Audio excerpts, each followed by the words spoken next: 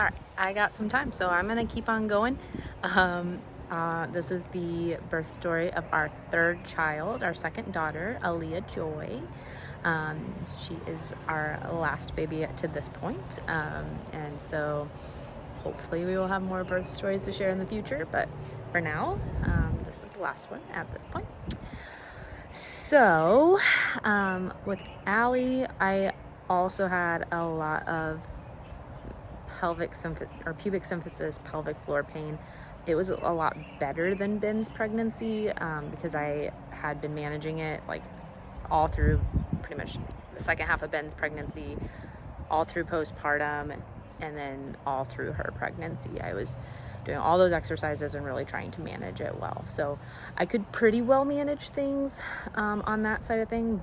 But then third trimester, I got really bad sciatic pain with her.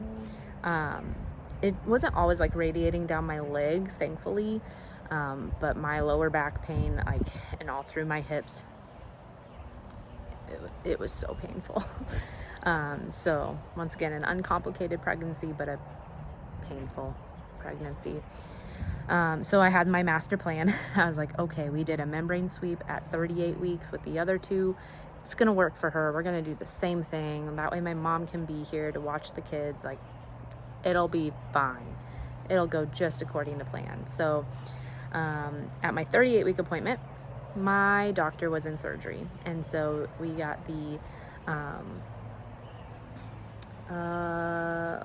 nurse practitioner, sorry. So we had the nurse practitioner, and I had seen her previously for several pregnancies. And I knew that she could be timid. She's very sweet, very timid. And so I told her, I was like, I would like to do a membrane sweep. And I know that they're not comfortable. I don't want it to be comfortable. Don't worry about hurting me. Like, just, I'd rather have a good sweep than a comfortable sweep. Basically, I was just like, go for it. I want this baby to come out.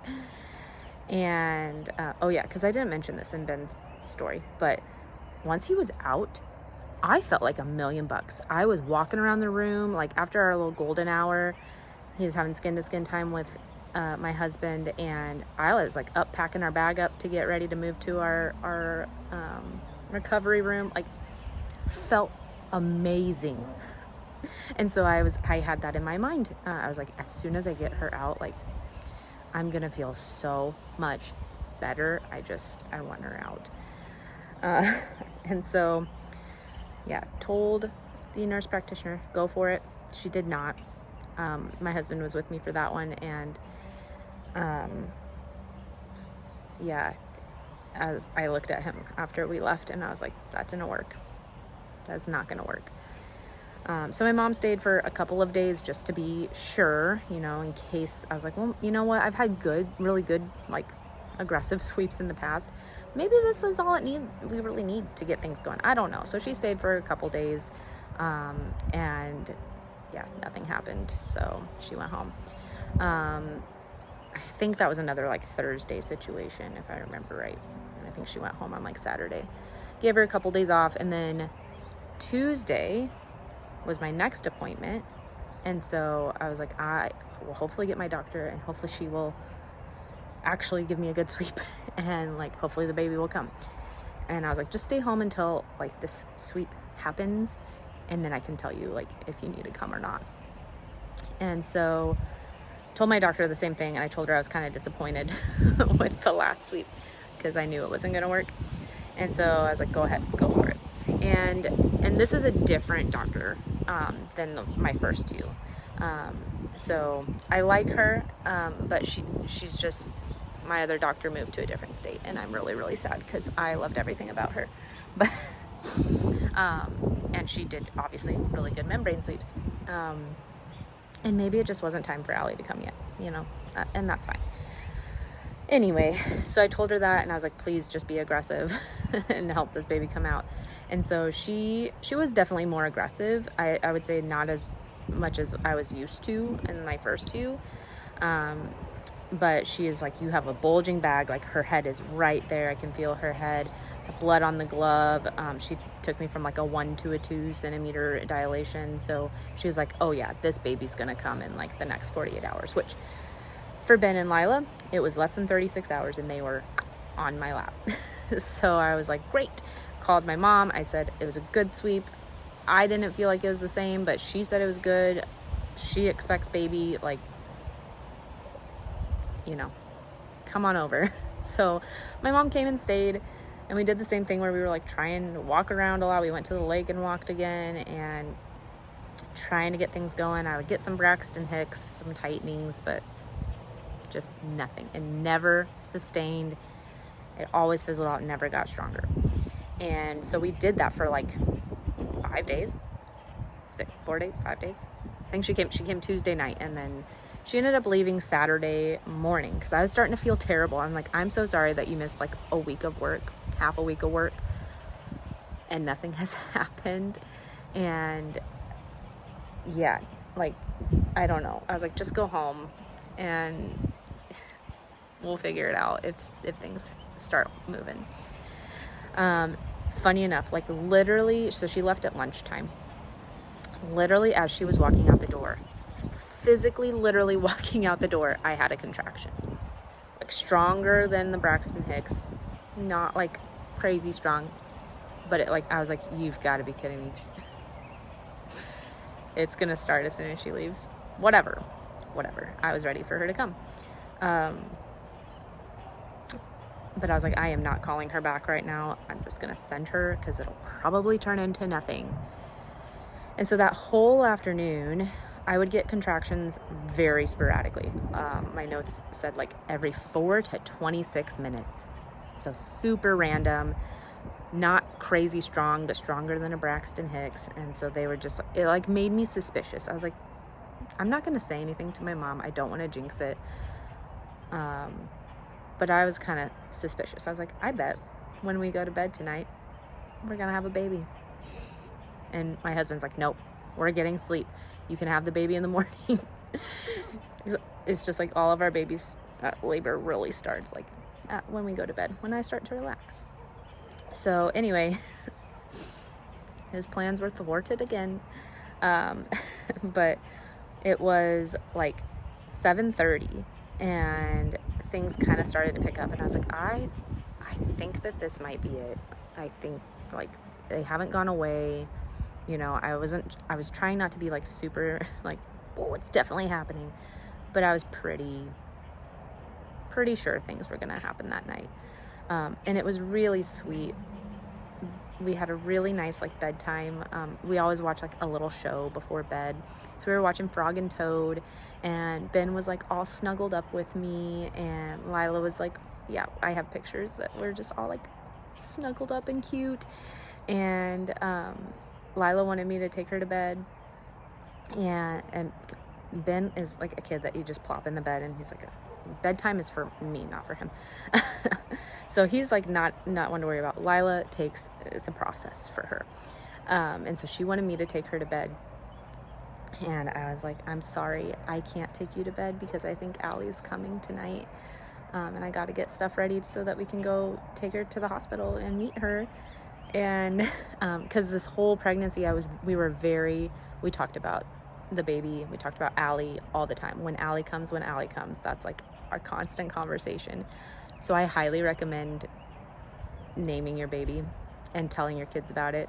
I think it really, really bonded them before she was even here. So anyway, that's a whole different talk, but yeah. And so it was really sweet. She gave me a kiss. She said, Allie, a good night, Allie. I can't wait till you come to my house. And then she said, love you, mama, and went to bed with my husband. It was precious. The best send-off that a mama could have. So anyway, they went to bed about 8 o'clock, and I called my mom. I was like, get here. Because they were starting to come like every 5-6 minutes, like they were real contractions. At this point, I know when they're real. I'm like, these are real, get here now. And so my mom got there pretty quickly. I think she made it in like a half an hour, I don't know. very fast. And literally she like walked in and we were walking out the door. I was like, we gotta go. I wasn't like scared of having this baby in the car. I had much more peace with this pregnancy. Just being like, she will come when she comes. Like, yeah, I was really hoping to get her out like a week sooner. But I was like, she will come when she comes. Like, if I have her at home, oh well, like, we'll figure it out. It'll be fine. You know, we had a completely uncomplicated pregnancy. I was very much at peace with it. Like, if she comes in the car, okay. Like, so, but I mean, I didn't want that either, but I was at peace with whatever happens. And so, yeah, my mom got there. We were like, bye. Got to the hospital at like 9. And I was, as always, 5 centimeters, 80% effaced. And so I was like, okay, we're in a good spot. Like, prepared to meet this baby in a couple of hours. And then things kind of slowed down compared to what I was used to. Like, usually at that point, things like really ramp up and it gets kind of crazy. And that really didn't happen. We got our tub room again, because again, that's just like what really helps for me, like as far as pain control. It's very relaxing and really does help with the pain. So I was in the tub and I started to feel a little bit pushy. You know, I was like, maybe you should check me. It's been a while. And it was like 11:45. And I was like, sure. I was like, maybe I'm like, my body just has progressed, you know, without a ton of pain. And so I was like, I would just check me because I'm starting to feel a little bit pushy. And I was only at a 6.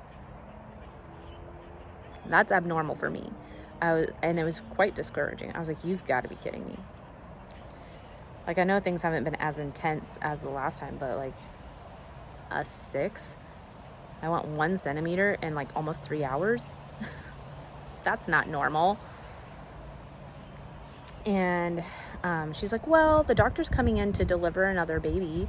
And that mom has an epidural, so we have a little bit, you know, more control, if you will, with that. And so if you want, we could try and time it up so that we break your water and, you know, the doctor delivers that baby and then comes in and delivers your baby. And I was like, and I'm always very upfront with these people. I'm like, I have fast labors. And I was like, I know this doesn't seem like a fast labor. My last 2 came in 3.5 and 4 hours. Like, and as soon as my water breaks, like, they come. And I was like, Ben came in 30 minutes after my water was broke. So I was like, you might not want to break my water until the doctor is here. And she's like, oh, well, we'll just have the resident break it, and, you know, and then the doctor's on her way, so it'll be fine. I was like, okay, whatever. So the resident came in, broke my water. Same story as before. I was like not planning to give birth laying on my back, but had to get on my back for her to break my water, and couldn't move after that because things got so extremely intense. Bam, slammed into my cervix, contraction every like 1 minute, and it was hard. And I was like, I can't move. So I was sitting there, I was like, I can feel her sliding down. Like, you guys might want to check me again, even though it was like 20 minutes. I was like, it's been 20 minutes, but you might want to check me. And she was like, okay, we'll check you. I was at a 7, and I was like, no, I thought she was lying. She's like 7 and 90%. And I was like, I don't believe you, because I can feel like this ring of fire is starting, and, like, I can feel how low she is. She's ready to come out. I don't believe you. I didn't say that to her, but I didn't. And I like looked at my husband, and I was like, it's going to be sooner than what she's thinking. Cause they were very like nonchalant. They were just like, oh yeah, it'll be a little while. You got some time. You got a little bit more time. And then it was like another 10 minutes. And I was like, I'm starting to feel like pushy, like that fetal ejection reflex, very strong for me. I was like, you might want to go ahead and just check again, just see where I'm at. And I was at 9.5 and like a lip of cervix. I always have a lip of cervix left. And she was like, okay, well, we'll get the doctor in here, and then you can start pushing. And I was like, I can't help it. And like, I'm just like pushing, my body is pushing. I was like, I can't help it, sorry, you might want to get someone in here. Someone needs to be catching the baby.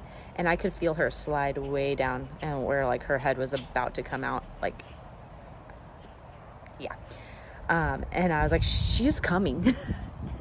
And the nurse is like, I know she's coming. And literally the resident was able to come in, slap on a pair of gloves, and she caught her. Caught her coming out. Because I was like, she is coming out. I can't stop it. I'm so sorry, but I can't stop it. And I told you. I did tell you.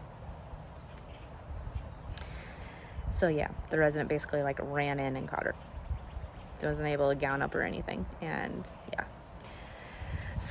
So it took like one push to get her out, and I was really trying not to. But yeah, she came out. She was screaming. She also had a short cord like Ben, so she just laid on my lower belly for a little while. But once she came up, she latched on right away, and she nursed for an hour and a half straight. Like, just, she was a champ. So yeah, and she was perfectly healthy. They did note my placenta looked weird, and so they sent that to pathology, and I had an infarction, which is basically where there's a blood clot in the placenta, and so there just wasn't blood supply from that part of the placenta.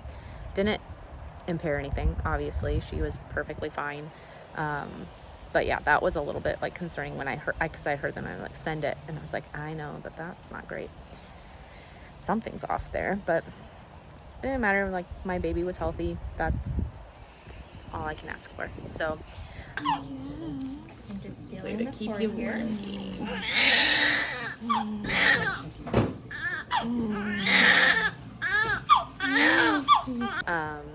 Yeah, that is Allie's birth story. I hope you enjoyed it, and God bless.